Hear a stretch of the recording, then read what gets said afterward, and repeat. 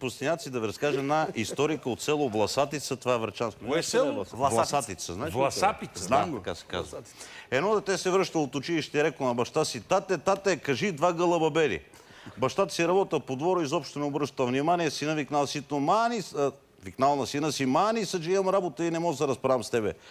Обаче детето сърд и се навира на баща му и вика: кажи 2 гълъба бели.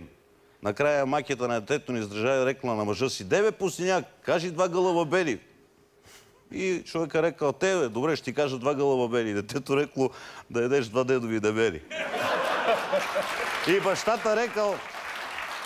бащата рекал да ги яде маките, що нама накара да го каже.